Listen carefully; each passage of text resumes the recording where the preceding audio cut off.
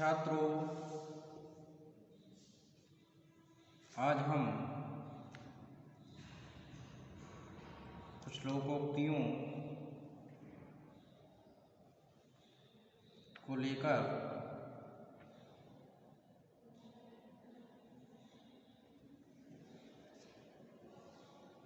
प्रस्तुत हुए हैं, जिनके विषय में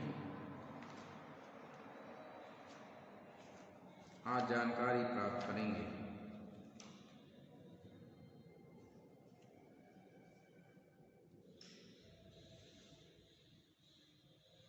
तो सबसे पहली लोकोक्ति है, जब चने थे तब दांत नहीं, जब दांत हैं तब चने नहीं।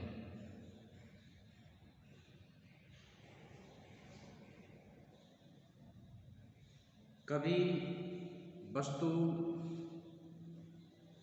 होने पर उसका उपयोग करने वाला नहीं होता और कभी भोग करने वाला होता है तो वस्तु उपलब्ध नहीं होती।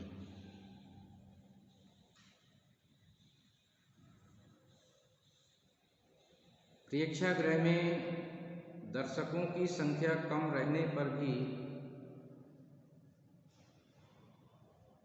बहुत बार निर्देशक योगेश विक्रांत के नाटक लीला की छोकरी का मंचन हुआ, लेकिन जब आज कल दर्शकों की संख्या बढ़ गई है तब विक्रांत अपनी पूरी टीम के साथ दिल्ली गए हैं। ये तो वही बात हुई,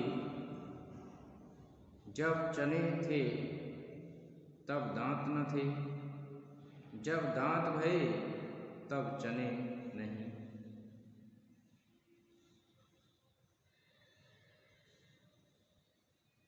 जबर मारे रोन न दे। ताकतवर आदमी का अत्याचार चुपचाप सहना पड़ता है कि ससुराल में बहू की सास ने जबर मारे रोन न दे बाला राज कायम कर रखा।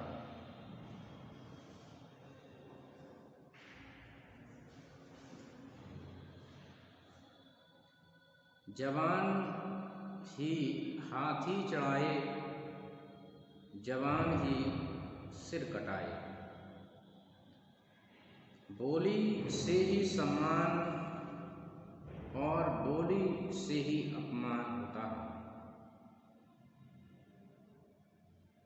इस तरह से किसी को कुछ कहना ठीक नहीं होता, क्योंकि जवान ही हाथी चढ़ाती है और जवान ही सिर भी कटा देती है।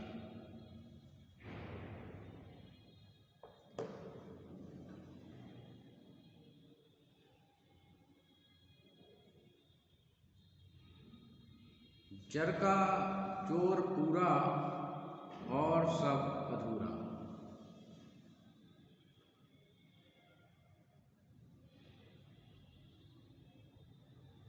पैसा सबसे बलवान है। आज के आर्थिक युग में जर का जोर पूरा है और सब अधूरा है।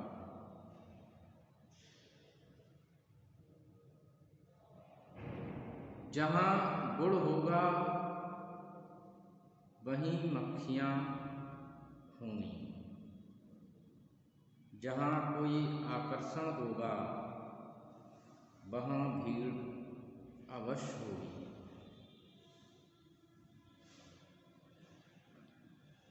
सर्कस के झूले के खेल ही के कारण दर्शकों की भारी संख्या में उपस्थिति जहाँ गुड़ होगा वहीं मक्खियाँ होंगी, कहावत को चरितार्थ करता है।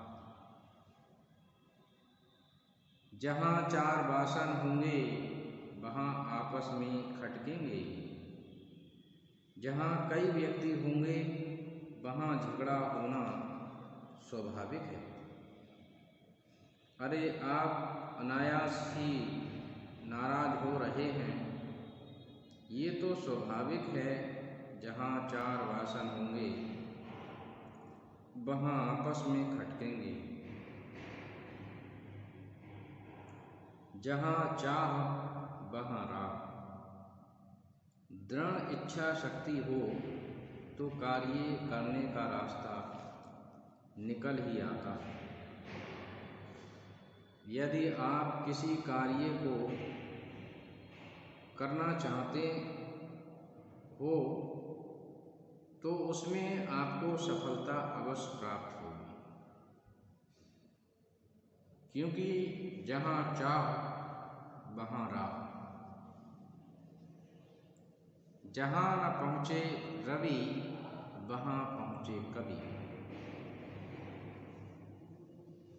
कवि की कल्पना वहाँ तक पहुँचती है जहाँ तक सूर्य की किरणें भी नहीं पहुँच पाती।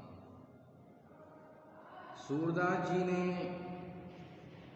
वास्तव में जहाँ न पहुँचे रवि वहाँ पहुँचे कवि को अपने पदों में चरितार्थ कर दिया है। जहाँ फूल वहाँ कांटा, जहाँ अच्छाई होती है वहाँ बुराई भी होती है। कि आप घबराइए नहीं, जहाँ फूल वहाँ कांटे तो होते ही हैं।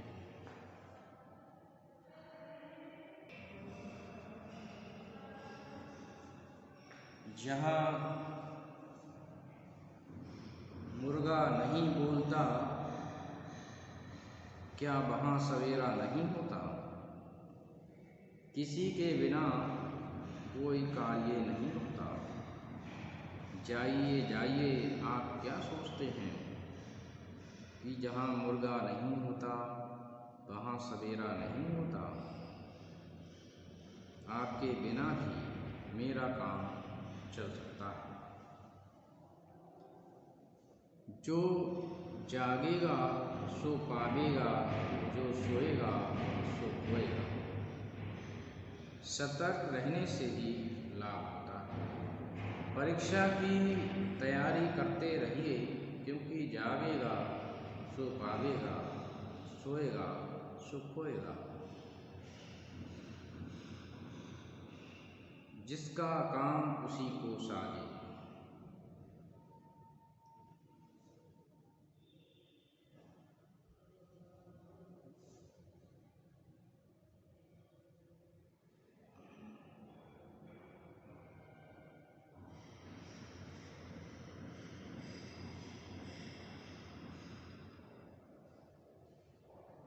जिसका जो काम है वही उसे अच्छे प्रकार कर सकता है। मोहन पत्नी से बोला, पैंट तुम मत सिलना, पैंट की सिलाई तो दर्जी ही बढ़िया कर सकेगा। क्योंकि जिसका काम उसी को साजे। जिसके हाथ धोई उसका सब होई। धनी व्यक्ति के सब मित्र होते हैं। राजा साहब को सभी इसलिए चाहते हैं क्योंकि उनके हाथ धोई उसका सब कोई होता है। जीभ भी जली और स्वाद भी न आया, दुख सहकर भी सुख न मिला। रात दिन कड़ी मेहनत करके इस मकान को बनवाया, लेकिन बंटवारा होने पर भाइयों ने मकान को लेकर हमारे साथ ऐसी बेईमानी की, मकान हमारे हाथ से जाता रहा। जीभ भी जली और स्वाद भी न आया। जूं के डर से गुदड़ी नहीं फेंकी जाती। थोड़ी कठिनाई के कारण कोई बड़ा काम छोड़ा नहीं जाता। चावल में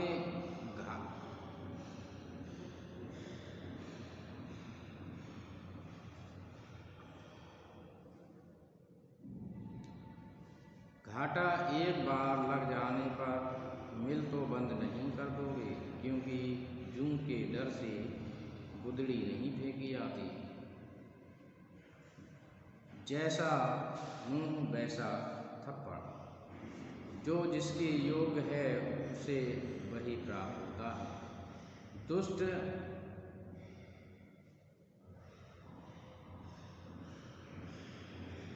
वह तो सजा पाने के लायक भी था। जैसा मुंह वैसा थप्पड़, जैसा राजा वैसी प्रजा, जैसा मालिक वैसे उसके कर्मचारी।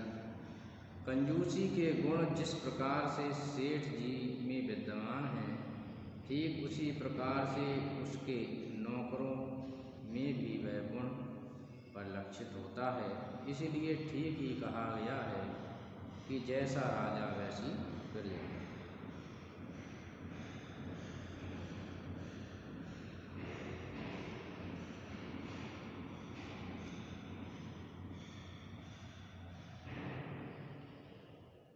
जैसी तेरी कामरी वैसा मेरा गीत,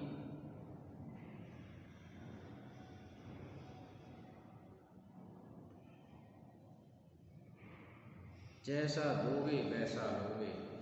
जिस प्रकार से